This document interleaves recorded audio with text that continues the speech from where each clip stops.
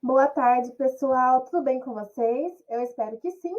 Eu sou a professora Natália e hoje nós vamos retomar de uma forma breve as vanguardas europeias. Lembrando que esse conteúdo ele foi trabalhado no início do nosso bimestre. Então vamos lá, que hoje esse conteúdo ele é bem leve, ele é bem rapidinho e será mais uma revisão geral, ok? Bom, então esses são os nossos objetivos da aula. E nesse curto período, nós vamos, então, caracterizar, conceituar essas vanguardas europeias, apresentar a revolução nas artes e conhecer um pouquinho sobre o momento histórico europeu. Então, partindo para essas vanguardas europeias, o meu assunto favorito, eu gostaria de saber se vocês lembram vagamente daqueles quadros em que as pessoas não parecem pessoas de verdade e tudo parece um sonho. Então, pessoal, esses quadros, eles fizeram parte das vanguardas europeias.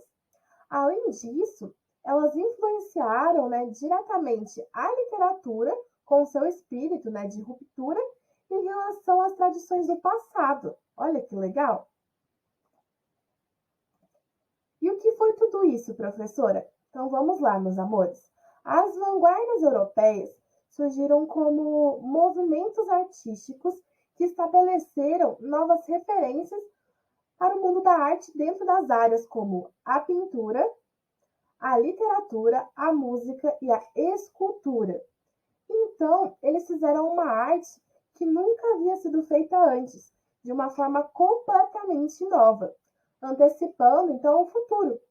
Então surgiram ali, novos padrões estéticos que chocaram uma sociedade conservadora. E o que nós tiramos disso que eu falei até agora?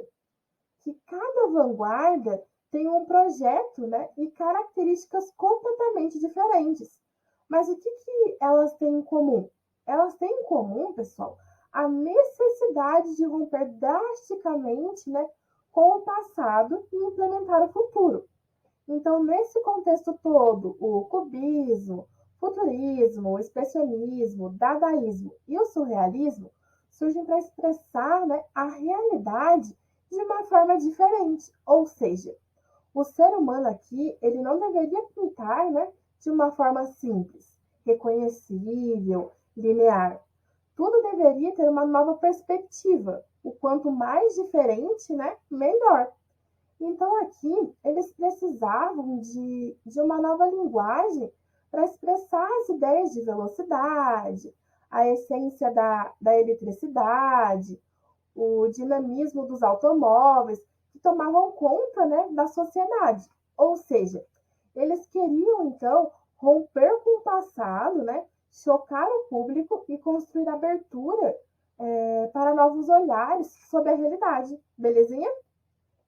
Então, vamos lá.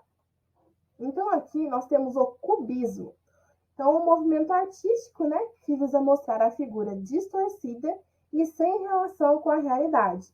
Ou seja, meus amores, a preocupação aqui é em apresentar as relações, e não as formas acabadas.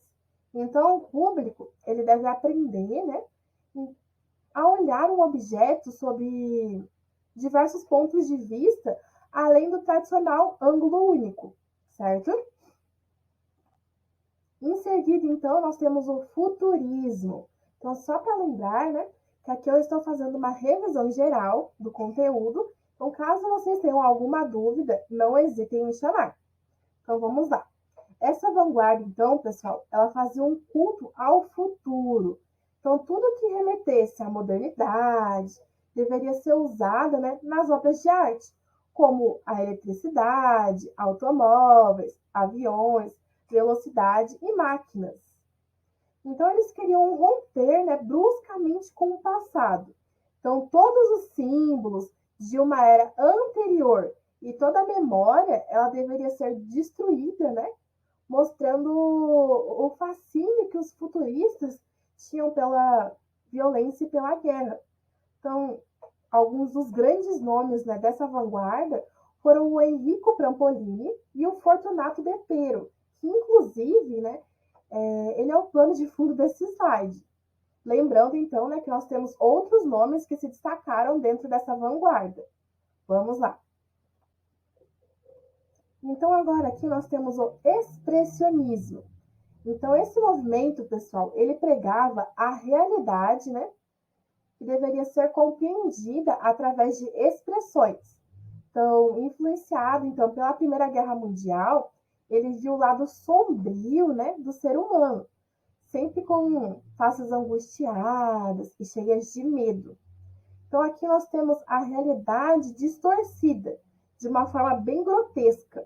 Então, outra característica, né, bem interessante são as cores. São características marcantes que faziam com que o público, né, reagisse às expressões impactantes marcadas nas obras expressionistas. E olhem que legal, né? Um dos grandes nomes do movimento é o famoso quadro O Grito de Van Gogh. Vamos lá. Eu não sei se vocês lembram, né, do dadaísmo ou Dada, que vocês estudaram no início do bimestre. Como é conhecido entre os íntimos, né? É uma vanguarda mais radical e menos compreensível de todas. Ela prega a total falta de lógica, de organização e razão. Então, a espontaneidade era o único elemento permitido aqui. Ou seja, a obra, então, ela deveria ser incompreensível. Portanto, então, os artistas geralmente, né, usavam objetos encontrados na rua, que foram descartados, né, para usarem em suas obras. Vamos lá. E por fim, aqui nós temos o surrealismo. Então, essa vanguarda, pessoal, ela valorizava o mundo dos sonhos, da fantasia e da loucura. Então, completamente, né, influenciada pela descoberta do inconsciente humano, feita por Freud, ela queria explorar, né, esse terreno tão pouco conhecido na época. Então, não havia um espaço para a lógica ou para a razão. Então, a arte aqui, ela deveria vir, né, da alucinação e do mundo onírico. Então, é algo mega doido, né? Mas vem cá, o que nós tiramos disso tudo, né? Vamos lá? Nós tiramos disso tudo, então, pessoal, que as vanguardas europeias vieram para romper com o tradicionalismo do passado, então, né? E mostrar os novos pontos de vista, a influência da modernização, a falta de lógica, as dores da guerra e o mundo, né, do inconsciente e dos sonhos que começou a ser descoberto pela psicanálise. E o mais interessante, pessoal, é que esses movimentos, né, eles reverberam até os dias de hoje. E se temos liberdade, né, para criar no mundo da arte, é porque as vanguardas europeias se rebelaram, né, no início do século XX. Então, se vocês ficarem interessados nesse mundo de manifestos e quiserem escrever um até mesmo, né, eu peço que vocês assistam o filme Manifesto Lab. Então, esse filme, ele é de 2015, né, para vocês se inspirarem. Então, não esqueçam, ó, o nome do filme é Manifesto, de 2015, certo? Então, nele, a personagem principal, né, atua como diversos personagens, cada um representando, né, um movimento artístico, diferente da nossa sociedade atual. Então, já pensou como o dadaísmo, né, ele seria se fosse uma pessoa? Então, peço que vocês assistam o filme, belezinha? Então, para encerrar, né, de fato, eu gostaria de propor uma reflexão para vocês e eu espero que vocês me digam na próxima aula. Então, como que essas vanguardas, né, impactaram vocês? Então, essa resposta ela pode ser exposta na próxima aula. Esse é o nosso conteúdo de hoje. Qualquer dúvida, eu estou à disposição de todos. Muito obrigada e tchau, tchau.